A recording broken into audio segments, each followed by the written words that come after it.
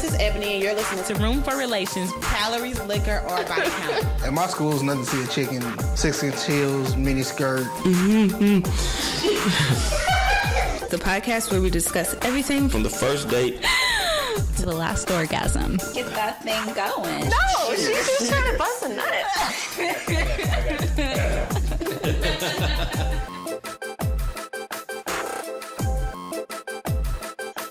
Hey y'all, welcome back. I always, after I start something, I start thinking about other things. That's how my brain works. But welcome back to Room for Relations, the podcast where we discuss everything from the first date to the last orgasm. Whew, it's been a long time since I've said that. We took a little bit of a break. We've been out since, I think, December 2019, just to regroup and get some stuff together. But since most of us are at our houses, doing nothing or working a little bit, I decided it might be a good time to bring it back. We did a collaboration last week with High Functioning Mess. Shout out to that podcast, which I'm also one of the hosts of. And so I was like, that was so much fun. I wanted to make sure that we started back with Room for Relations. So now we're back, and this is actually going to be a full episode. We have articles and overrated, underrated, and it's going to be a full one like we used to do. And we're doing video because that's an option. And that was one of the things that I wanted to add for Room for Relations. I just think one of the best things about those conversations are the facial expressions. So, and how people look at each other and all of that. So, we're doing obviously online right now because everybody is supposed to be at home, not socializing, social distancing. And so this is what we're doing. We'll see if we continue this after this whole coronavirus passes. I hope everybody out there is being safe. So my host today, I will introduce them. Y'all know them. Maybe you don't know their faces because we always do. We always do audio. But we have Keita and Carl, and then we have another person that'll be coming shortly. Eventually. But we're going to go ahead and get started. But thank y'all for joining me. I know it was a little last minute. I think I texted y'all this morning. Huh? This morning. Yeah. For me. Yeah. I ain't got nowhere to be. It's fine.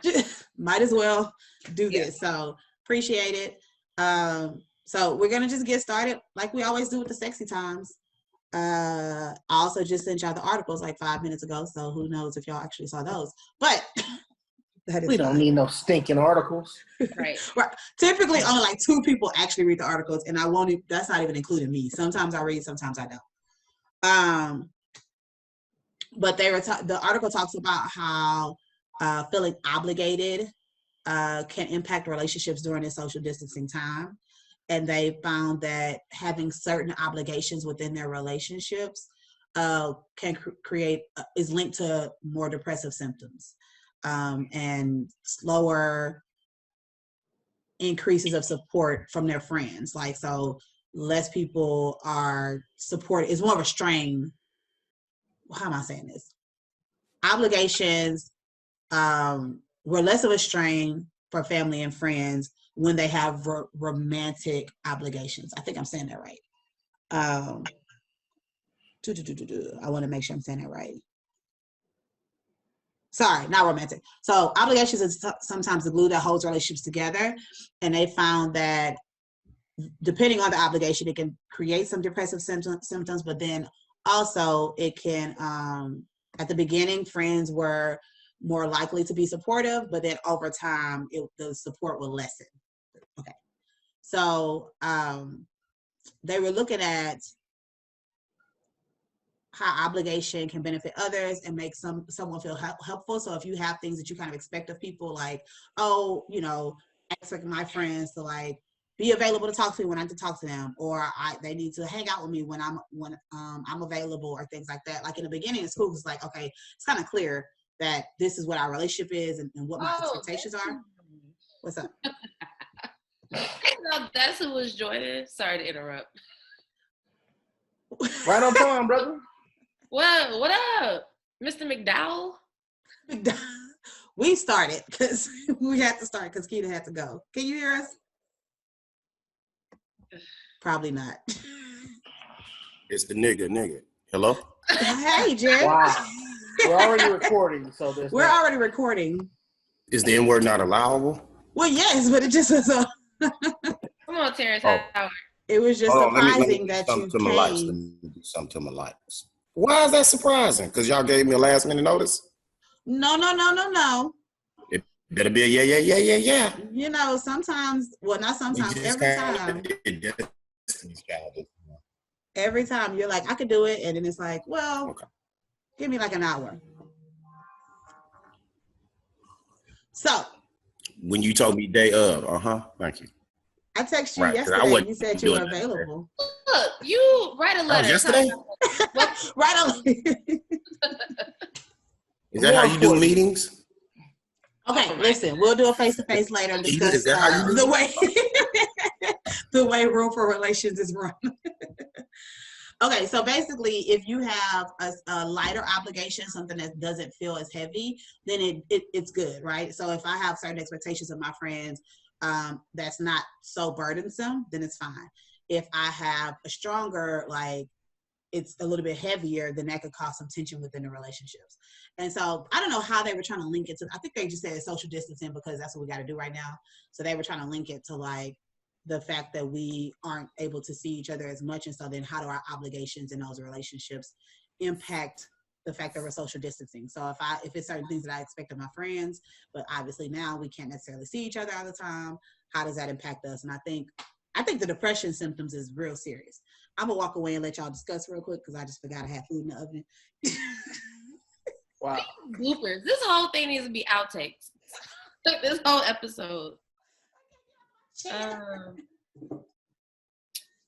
Anyways, how do y'all feel about obligations? I don't think we support each other's obligations. Not in this group. No. It's always a lot of backlash when someone has to go do something, whether that be work or go take care of their girlfriends or go see their families. So it's, why can't you be here with us? So I don't know that we support each other's obligations.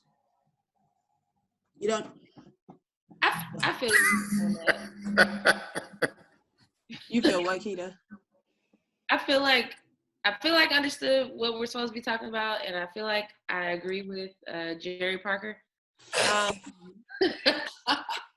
But I think ultimately, like, what the hard part is we're so conditioned to a certain way of life, like within our friendships and relationships. And right now, everything we've ever known is being tested, right?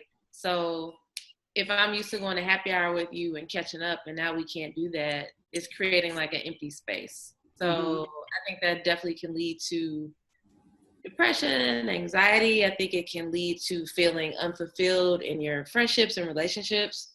So it's jacked up, all of it. I blame Trump. I always blame Trump. I definitely do think that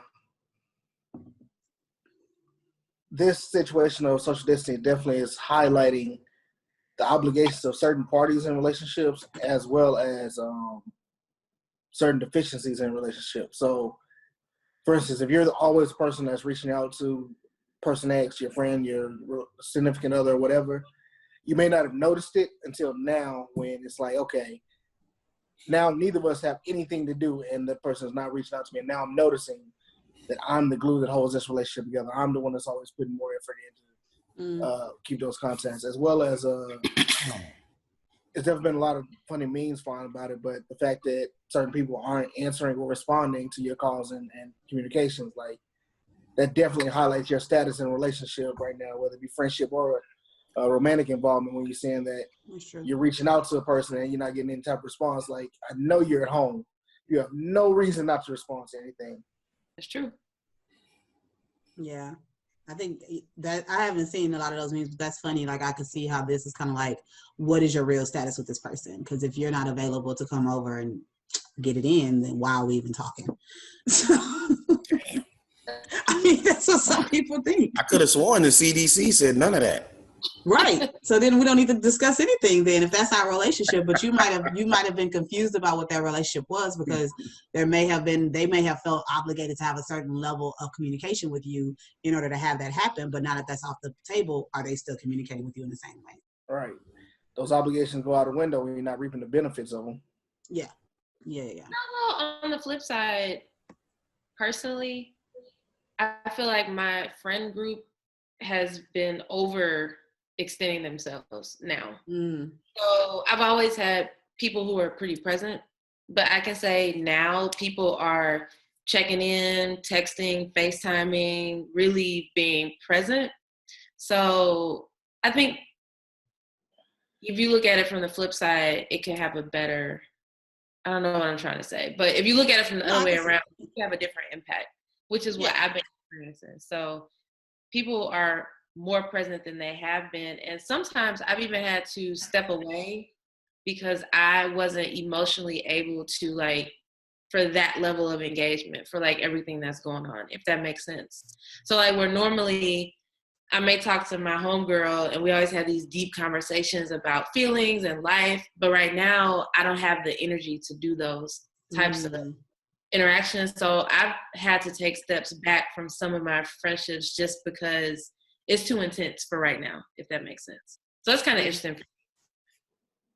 I can see that. I definitely feel like we never talked on our group chat as much as we talk on it now. Like that, it feels like it would be like days where it's like a lot of stuff, but I feel like over the past 2 weeks, there's been so much communication and so much conversation just in general. And even like, I think it's kind of like that you still are obviously longing for that human connection. And so if you already kind of have an established relationship, then yeah, those are people you're probably going to talk to a little bit more. So that makes sense. All right. You're being sick and shut in with a wife. How's that obligation hit different? Sick and shut in. What? Your obligations as a husband. My obligations as a husband being shut in with my wife. Yeah, have they changed any? Like, do you have to do as much? Is there as much communication? Is there more communication? Is there more honeydews around the house? So she's a type 1 diabetic. So she's already in that very small percentage of people that can be impacted. So from that perspective, I do more in terms of like washing, even my procedures when I come home. I take my shoes off before I come into the door. So I take them off in the garage, take my clothes off, put them in the washing machine. So that has kind of impacted my life a little bit. But as far as like socially, we just get on each other's nerves more. I am blessed to have 3 floors like y'all used to have. So I can separate myself if need be, but we believe not in too many TVs, so we have one television. So what she chooses to watch or what I choose to watch, that can be impacted somewhat, right? But the first 8 months of our relationship was in person. The second half or the next 3 years was virtual. She lived in New Jersey and I lived here. So we did a lot of like dinner nights, stuff like that via technology. So we kind of had some experience with it. With me not having social media, I think GroupMe really is the only thing that I communicate on a regular basis other than text. So from that perspective, I kind of was already doing this as a way of just normally communicating and keeping up with people. So it's interesting to see more people on it now because I do see way more activity than before. So I think that's what's interesting and different. I've seen a lot more shot shooting. And it's interesting because it's like, I think whereas more people would delay it, saying, hey, I'll just wait till the next happy hour to see such and such or whatever. They're like, yeah, nah, I ain't doing nothing. I'm sitting here drinking this wine, so I'm going to shoot my shot.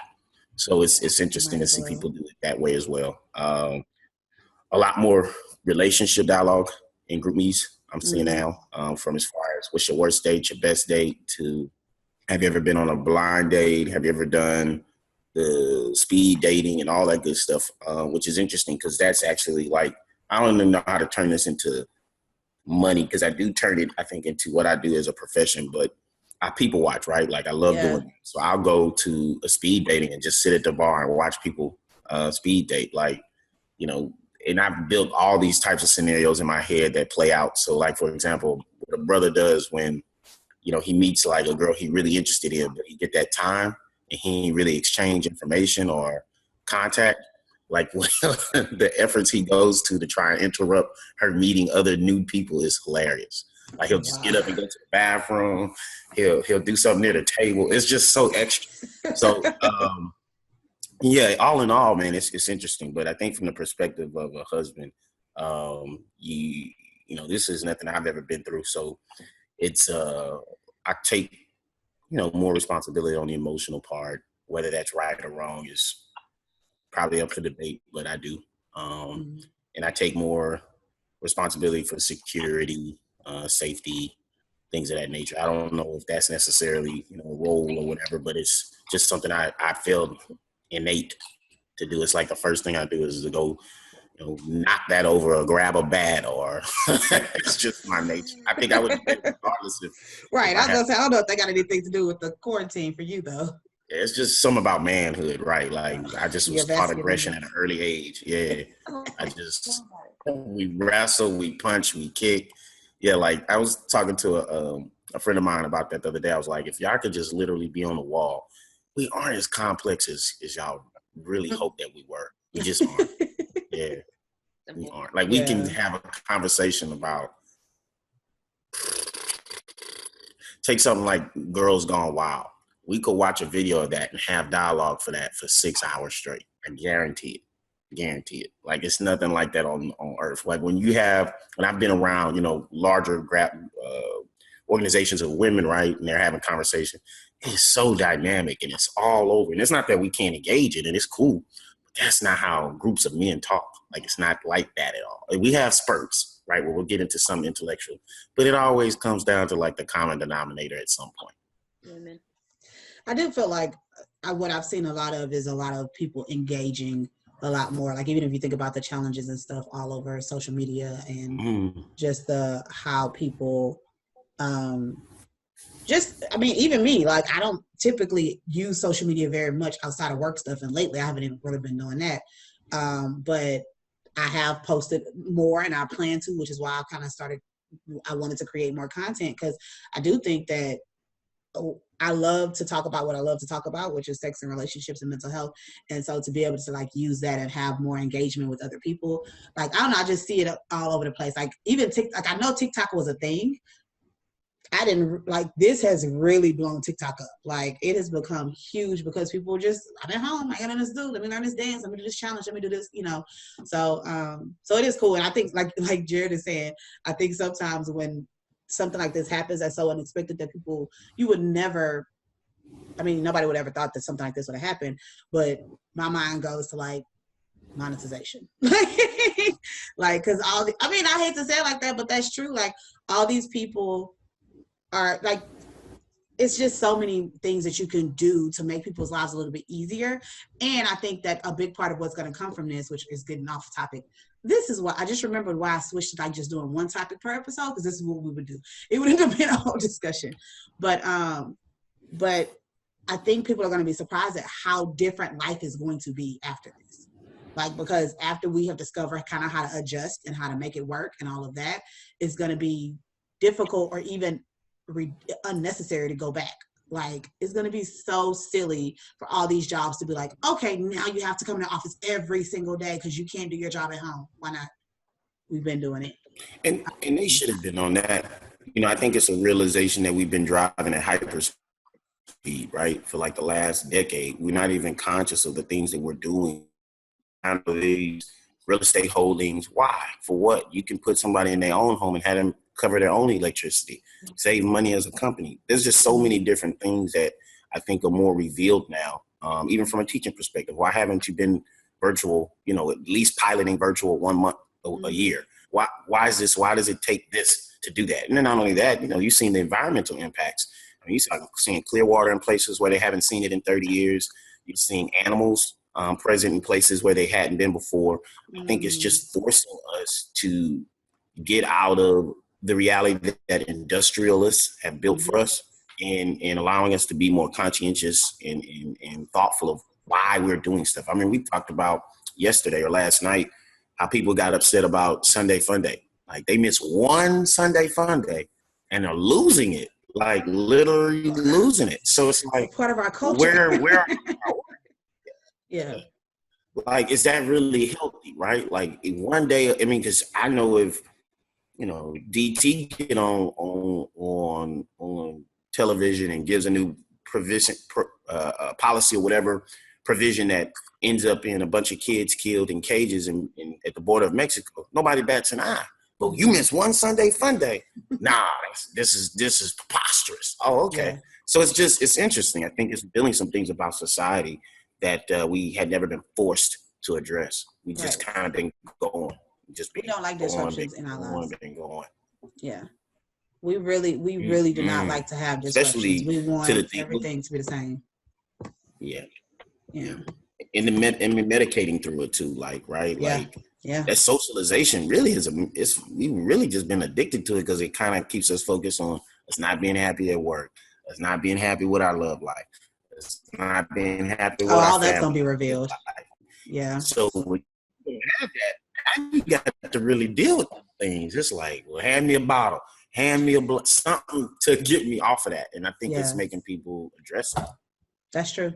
Okay, so I want to I know I sent a whole outline, but because we're already talking about this, I do want to, and you kind of mentioned it a little bit earlier, of like seeing people kind of shooting their shot and stuff like that. I want to talk a little bit more about that. Just that, and that was our topic today anyway. Today we're supposed to be talking about dating / shooting your shot during this whole time of like social distancing and stay at home or quarantining and all of that. So first, I heard you say that you saw, some examples of that, and I'm sure plenty of y'all saw after D Nice's set that there were people that were like, "Oh yeah, I saw you in there," and they talking to each other outside of it. Have y'all seen any other examples of people kind of shooting their shots since this whole kind of isolated situation? I have personally, just because I haven't really gotten into the whole social media influx yet.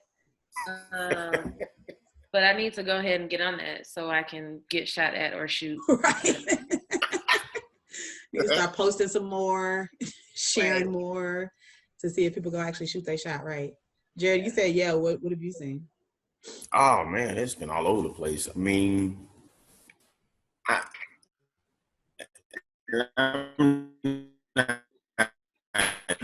right, Sprint. All right. You're gonna have to repeat that because we didn't hear that at all. This is what happens when you have Sprint and you don't invest. Oh no, is everyone frozen? No, we just looking. Me. So like I've seen a couple of people get in my DM. I'm thinking wait and everything. No, we gotta come back. No, wait. So it was all doing the computer voice, the da da da da da da, and then you said I seen a couple people get in my DMs and did it again. Oh, okay. Is he back? Are you back? Hey, Optimus Prime. We ain't understand nothing you just said. Am I back? Yeah. Well, we can hear you now. So who was in your DMs? My. Can you see me? It's frozen, but we can hear you. Okay. I guess my wife disconnected it. So, what happened was, I think like 2 people hopped in my DMs, and I just figured it was about business, right? And so they talking, and then all of a sudden it was like, yeah. So, what you doing? Something. And I was like,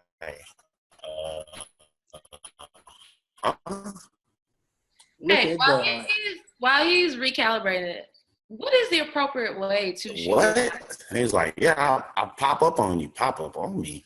Nah, I think you misunderstood. I'm married. Like, oh, wow. Nah. So, what happened? So God is trying to save you from the story. No, well, that part, but no, it's it keep freezing. Keita, you asked me a question. No. She was asking what's the proper way, just in general, to slide into somebody's DM. Like, it's fine. It's fine. Yeah, it does keep freezing. I don't know. Are you on the Wi-Fi? So that's what's interesting. So come out of those 2 attempts, right? That I completely dikembe. Yeah, I'm on Wi-Fi. So it's me. It's you. Everybody else is so Is it clear. me? It's you. Everybody else is clear. All right, I'll give it a shot. I didn't see much going on throughout the D Nice set, just because one, I think the initial set on I think Saturday or whatever caught everybody surprised for one, and two, was so many people in there like worldwide. Yes, we see you. I'm in the middle of talking. So with the D Nice set, it caught everybody by surprise. Plus, it was worldwide, so it was just so many people, 130,000 million plus people were all joined or whatever. I did see more of it with the Raj Smooth set and with the Mr. Rogers set, just because those are regional DJs and they're more known in their local areas. And so, for the most part, since Mr. Rogers went to PV, it was a lot of PV people in there. Everybody was from either Houston or surrounding areas or went to PV or whatever. So, because of that, people actually knew each other and were, talking to each other. And to answer Keita's question, I think it took some of the pressure off by talking to somebody this way than it would if you were at an actual party, because you could say something silly like, "Yo, let me buy you a drink," or "I'm gonna send a drink over your way," or "Come over to my section," or something like that. And you don't have to be living like there's no life to live, there's no bar or whatever. It's just a joke. So makes it funny, right? Right. If the person take the wrong way, you keep pushing. If they like it, they laugh, and you spark up a conversation. That's true. I have no idea. Enjoy that. I have no idea what was going on in DMs, but that's what was kind of happening on the feed. Yeah, I did think it was very nice. Like, it was funny to watch people just kind of have those random conversations with each other on the feed. I mean, but like you said, who knows? Who's to say what happened afterwards? But I don't know. I'm just curious if it's even is there a point of trying to shoot your shot now? Yeah, absolutely. I mean, because if you think about it, if you shoot your shot now and you have the opportunity to build, so this is going back to like that whole Love is Blind thing. When all you can do is talk and interact just with that person, I don't know what happened there. I feel like you can build more so that when we do get our freedom papers and we can go outside again, then we can go out. I think you'll have that much more of a, like a solid foundation. So I think the opportunity, I think this is better actually, because you build a relationship first and then you can, interact. And that sounds real sweet. And to piggyback off that, I also believe there's going to be a lot of people willing to risk it all. Oh, yeah. You sit at home alone for enough days, there'll be somebody like, you know what, I'm just going to come to your house. If we're going to die, we're going to die. Aww. I can see that. I was thinking about that now, like, especially maybe not now that they've like made these orders that people aren't necessarily following, but I was thinking about that earlier about how people, they just are more willing to, all right, well, I still want to come see you, or I still, I feel like typically it's not like I want to see you because I miss your face. Typically it's like I'm single and I don't know how long we're gonna be out here. So like, let's go. Like, let me get one last rendezvous before we actually have to kind of deal with like not seeing each other for an extended period of time, especially if you don't have like options. I do also think that this whole situation kind of puts your social status and your relationship status to perspective. Mm-hmm. Like, a lot of us are like, yeah, I'm single. I'm living my best single life. I'm going to parties. I'm hanging with friends. I'm doing my whole thing. But then when you are locked in the house and there is nobody else, you start realizing that, oh, no, I'm single. Like, yeah, there literally is nobody. Yeah. And then you start to put in perspective whether or not you're really enjoying being single or you were just supplementing that aspect of your life with partying and hanging with friends and doing activities or whatever. It's definitely like easier to be single when you have friends. Or when you have parties to go to. That is true. That's true. So you can go to the movies or go do whatever your pleasure of choice is by yourself. It's easy to be single when you can't do anything but be alone or be with someone. Kind of highlights what you need another person for. Welcome back.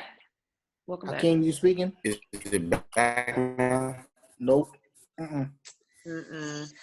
Jerry, Okay, so I think it might be happening. The wife is working on the Wi-Fi as well, so she might be doing something with files. Y'all wouldn't know nothing about that. Y'all don't have to share Wi-Fi. Why'd y'all get all quiet all of a sudden? Or did they skip Single again? life. Okay. right. Yeah, I mean, I got a whole other human being that does her work on the Wi-Fi. Oh, Right. You might be right, She because I downloads ain't. files. This the But probably anyway, the clearest so I've been all week. When I was doing my sessions earlier, it was that's jumping. why I was like, for a while it was working. Yeah. From those two instances, I was like, well, let me go in this group me and announce, because clearly maybe I'm not being too forthcoming in that regard. So I announced it. Then from out of that came all these advice questions on, People want to know different relationships.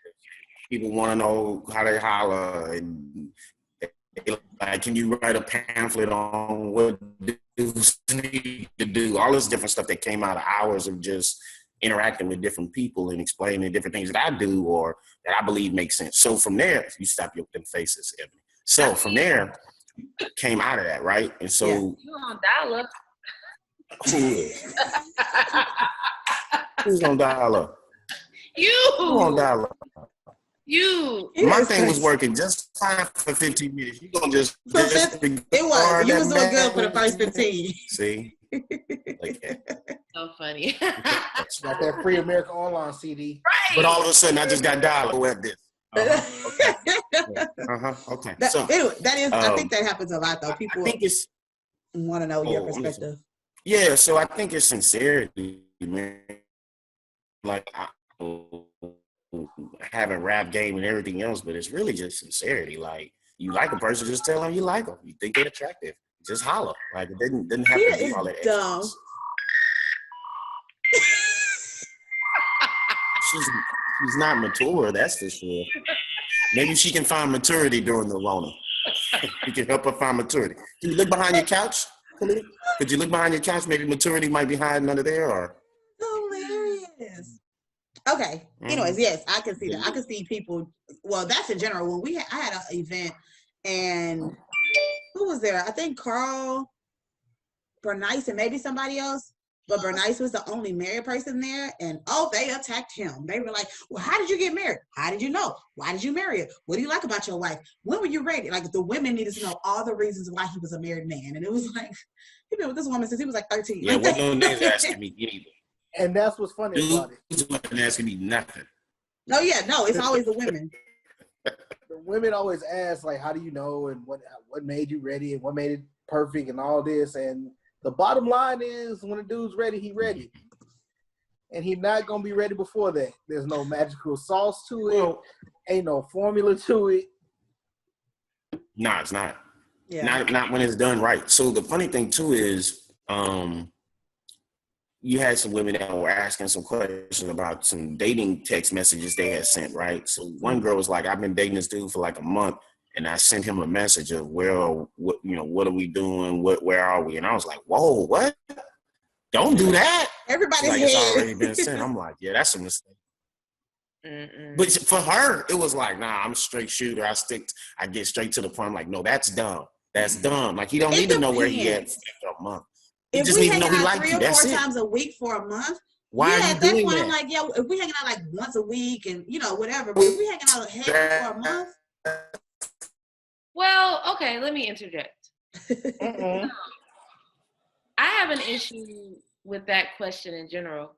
What are we doing? Mm-hmm. I want more women to take control of that situation, and instead of saying, what are we doing? Say, hey, this is what I feel is going on. This is how I feel. This is what I'm looking for at this point. Are you on board or are you not? I feel like I don't understand why we give men this opportunity to decide what we're doing. This is what I want. Are you on board or are you not? If not, deuces. Because if you don't know where you're going, all he going to say is, we kicking it, right? I lump all that together, so. Trying to see where it's going. No. What? Hey, just type yours in. We're going to read it out loud. But I lump it all together. But I think I agree, Keita, that it needs to be more direct. I lump, hey, this is where I'm at. with where you at, because this is where I'm at. So depending on where you're at, depends on how much longer we could talk. But I lump that into what are we doing. But yeah, I do agree. It has to be. It can't be what are we doing, and then he says, "Oh, I'm just chilling," and it's like, "Oh, okay, nope, that's not what you wanted to do, unless it's what you wanted to do," you know, because where it goes. Nope, we're yeah. almost 40. No. But I can see if, like, when I'm saying with my example, if we're seeing each other 3-4 times a week or something like that, and I'm okay with it being casual, but I know we can't keep it casual if we at this pace. So that might be a time where I'm like, what are we doing? Like, are we trying to go to a relationship, or are we just chilling? Because if we're just chilling, we need to back up a little bit and we could just do that. But if you're trying to go to a relationship, then that's a different story. So I can see how that, but if you know that that's not what you want, don't approach it like you open to whatever they're willing to give. Well, and I kind of think what Keita suggested isn't really controlling. To me, it's more defining. A lot of times when women ask that, they have a specific answer in mind that they're looking for. And if you don't get that answer, it's not like they're giving up control. It's more so, I want to see how stupid you're going to be about this and let me dip. But I feel like part of what Kalita is saying is more saying, hey, I feel this way about you. I like you. And it's not so ambiguous. Well, one of the questions I have about it, just to combine the two conversations, given the current state of things and the way people are digitally dating or just connecting in a different manner now, and the pace at which that can happen when you have nothing to do, I wonder, is it going to lead to a false relationship status, if you will? Like, even if you do look at like the Love is Blind situation, like, though we can see each other right now without being able to physically go out on dates and physically do certain things, it might lead to people really believing they're closer than what they are, because both parties really have nothing better to do than talk to each other all day. That's true. And all of a sudden you're setting a pace for like y'all are really at a place that y'all really aren't. Like, you're on a 6-month pace and y'all only been talking for a week. Yeah, I think that's probably a possibility, like out of comfort. But I think it's less of that happening and more so dudes probably pulling back, because I feel like they see themselves as having way more opportunity to, do these lack of a better term, dick appointments, etc. Like, they don't have to necessarily dive in, and the woman is being more revealed to the reality of it, right? Mm-hmm. I have nothing else to do. I don't have work to interrupt me, so I'm gonna check on him more often. And this ain't available. So it's like, how are you not available during Corona? This is not what you thought this was. So I feel like it's more revealing probably on that end, more often at least. It's probably some women thinking, because they got more time, right? Less distractions. Yeah. So they checking in on the guy that they have interest with. He not available. Right. But I think I think those are one and the same. I think that's fair. What you're talking about can happen because of what I'm talking about. That first conversation, or that first few conversations, it seems like he's all in and all engaging. And then 3 days later, you're like, why didn't he respond? Well, that was just the first conversations. And if we had more time to spread things out, you would have known that it wasn't where you thought it was. But because everything is like at a hyperspeed now, because it's all communication, because we got free time. Now, one party thinks it's going one direction. The other party is like, this party looks at like, oh, we got so deep in those last 3 days. The other party is looking like it was just 3 days. I got a whole 2 weeks of this. Right. Yeah. I would be curious to see if genuine relationship, like, I feel like you shouldn't make a decision to be in a relationship during this time either. Like, even if y'all are already dating, like, this ain't the time to make the decision if you weren't sure beforehand. And then the dynamic of kids too. I think people who have kids is dealing with something totally different. Like, they are out of their mind, and I don't blame them. I couldn't. Trying to find any escape they can find. Well, here's an interesting perspective on both of those. My old coworker, he actually went to high school with us, but he's older. He was supposed to get married last Sunday, or last Monday, and he has kids. So now, and kids from his first marriage. So now, where they thought they would be in the renewed honeymoon phase because they'd be just married and all that, now you're dealing with a whole new dating phase where he's usually super busy and traveling a lot for work. She's usually super busy with her job. The kids are usually in school and every other week type of thing because of custody or whatever. Now you're dealing with a situation where you're going to a different look at the life that you think you want to be married into because both of y'all at home the whole time. The kids are there the whole time. And you thought you'd be married by now. So now you have the option to really sit back and look at, I thought this is what I wanted. I thought I wanted to bring kids into my life, blah, blah, blah. And now you were working towards a deadline because the marriage was coming. Like, right. You knew that day was coming. Now you got to sit back like, is that what I really wanted? Like, I didn't look at it from this perspective when I'm not working, he not working, and we spending all this time and certain flaws is coming in. Just from what I've seen online, he's an outdoorsy person and she's not. And she loves the kids, but them his kids, like different. I don't want to be around them all the time. Yeah. I wonder, how do y'all feel about like if somebody shoot their shot and ask you on a virtual date? I'd do it. I'm totally there. So if you're watching this and you're interested, let me change my name so you can find me. You'll put at me. I honestly think it will probably be better. It takes a lot of the stigma out of it. We've talked a lot of times on this podcast about guys wondering if this is a date just for food and who and what's your real intentions here, and women or different people. The fact that she changed her name. I'm sorry. Go ahead. There might be some. If you are interested. I'm eating grapes. I'm a healthy eater sometimes right now. Look. But different parties in the situation wondering, is this person here just for the sex, or do they think they're going to get some after this date, or do I have to kiss them after this date, or who picks who? Do people really think about all that? I think some people do. That sounds stressful. It does. I think a lot of people overthink dating in general just because, especially when you don't do it a lot or you feel like it feels like there are rules to it, you know? And so I do think some people are like, I think everybody should just be okay with whatever they want and find somebody that aligns with you. But some people are they're very interested in having a long-term relationship that it stresses them out as to why they haven't made it there yet. So then they overthink everything as opposed to just like, I don't know, I'm very much on some whatever's meant for me will be for me and it'll come when it's supposed to come. Like, so I know for me, I don't date just to date. I don't have an interest in doing that. I date people that I'm interested in for the most part. Like I'll go on a couple of dates with somebody if I'm not sure just to see. And then like pretty quickly, I'm like, oh no, don't want to do this. And I'm not going to keep dating you just because I ain't got shit else to do. Because typically I can find something else to do with my time that I'd rather do. You can't do it now. Now what? You can't do it now. I can't do it. So I might do some virtual dates just to do it while we on this stay at home thing. But you ain't gotta spend no money on me, so I don't feel like obligated or anything. So all right, I'm gonna do one last go ahead.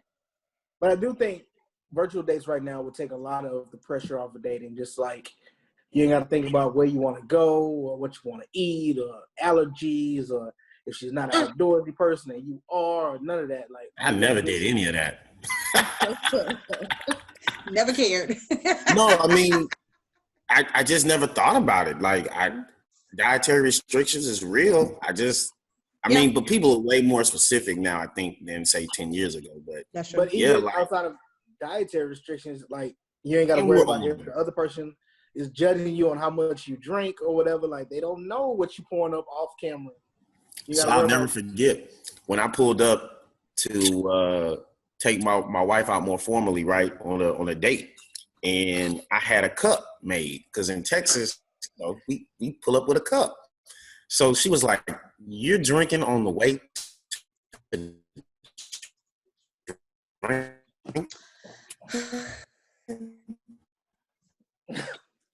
I was like, "Hey, I never thought of it like that." I say maybe. What? I want to hear the story. We didn't think of it like. What did she say when she saw you pull up? We missed that part. Yeah. Oh, nothing. She just said we drinking on the way. Like, you drinking on the way to get drinks. I was like, I didn't think of it. I thought of it as a pregame. Like, I didn't think it was bad. But by the 10th date, came up there with drinks. Like, yeah, this makes sense. This spends less money. Save a couple dollars, right? And I've never thought of it like as a bad thing, a reflective thing. And I was taught you bring a drink to a place. You have a drink at home, you take a drink there, and then you save a couple common dollars to me while as you're there. anything else. Right. The problem, see, the reason why we did that is because we didn't have any money.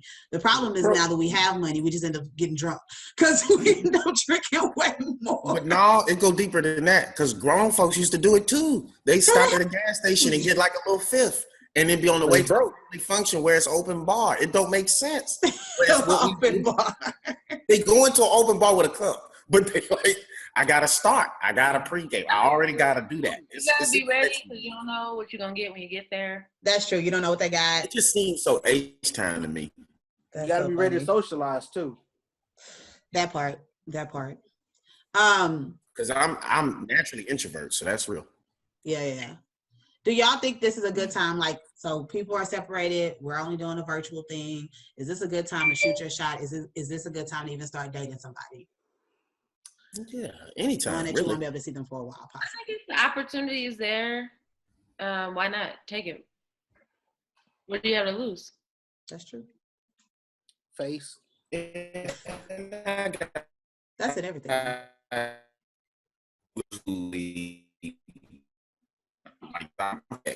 Fucking I am robot. All right. Well, so if they meet guys who are pro-text message, you can have voice inflection. You can have all these different things that can make you sound comedic. But if you can't use syntax, you can't spell right. Like, text messaging reveals a lot. Like, you know what age group you're talking to because of the spelling. Like, it's so much. I just feel like talking gives people a way out. I feel the exact opposite. I used to care a lot about all that stuff, but now can you put a sentence together when we are in communication with each other? Can you have an engaging conversation? Are you interesting without having to Google whatever I'm asking or texting you? Like, I care about that because in a relationship, I don't text. I'm planning to talk to you way more than I text you, so that's not my concern. I don't know. It's something about text. I feel like it reveals a lot. But you're right. I mean, granted, somebody can Google something, but I feel like if I bring up, say, I'm going to bring up something real random, Bacon Rebellion. You could Google that, but you're not going to have much to say without reading that for hours. So at the end of the day, it's like, what you going to say back, really? You still can't. But I feel like, if I say, hey, I'm about to go to the store. If I say that to you, that's not something you're really checking for. But if I type it all incorrect, you're going to be like, is he special? Like, why would he type it like that? Bruh, it reveals way more, to me at least. I think everything, I feel like all communication and interaction is revealing, whether it be visually, virtually, in person. Ultimately, the more you interact with someone, the more you learn about them just in general. So, yeah, I mean, that's true. To me, it doesn't matter. It's going to come out some way or another. It's all necessary. That's true. All right. I'm going to stop there. We're going to have testing the next time to make sure. But I'm excited. So, because it's not me. Okay. Why? Okay. It's not me. Yeah. So if I think this is going to come out on Monday. I was trying to decide if I should have this come out earlier than it typically does, but I think it's going to come out on Monday. And so we'll have a lot of other content as well over the weekend. Going into next week. So make sure you're following Room for Relations so that you can check us out. And make sure you go to iTunes and subscribe and all that fun stuff. And apparently now you can watch us on YouTube. So subscribe here as well. So, all right. I'll talk to y'all later. Bye. Feel free to follow Kia. Her information's down there. Keita the Jedi. Popping in DMs.